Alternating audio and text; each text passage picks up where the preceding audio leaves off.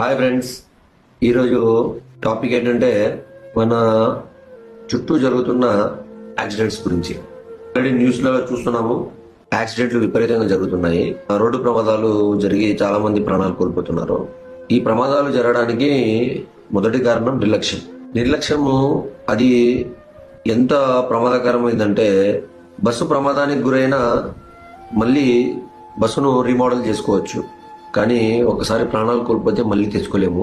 డ్రైవర్లు ఎవరైనా సరే, అది హెవీ వెహికల్ అయినా సరే, 2 వీలర్ అయినా సరే, కార్ వెహికల్ అయినా సరే, డ్రైవింగ్ చేసేటప్పుడు కాస్త బాధ్యతగా డ్రైవింగ్ చేస్తే మీకు మరియు మీ వల్ల యాక్సిడెంట్కి గురైన వాళ్ళు ఎటువంటి నష్టం జరగకుండా, ఎటువంటి ప్రాణ నష్టం జరగకుండా సంతోషంగా వారి వారి యొక్క గమ్యాలకు చేరుకుంటారు.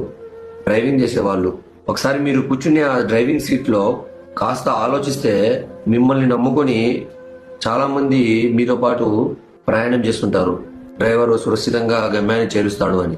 కానీ మీరు ఇలా నిర్లక్ష్యం చేయడం వల్ల ఎంతో మంది రోడ్ల మీద ప్రాణాలు కోల్పోయి తమ కుటుంబాలకు ఎన్నడూ తీరనటువంటి బాధను మిగిలిస్తున్నారు. సో డ్రైవర్లకు చిన్న విన్నపం, మీరు డ్రైవింగ్ చేసేటప్పుడు మీ కుటుంబంతో పాటు మీతో పాటు ప్రయాణం చేసే కుటుంబాల గురించి కూడా ఆలోచించి కాస్త డ్రైవింగ్ మీద శ్రద్ధ పెట్టి డ్రైవింగ్ చేయండి.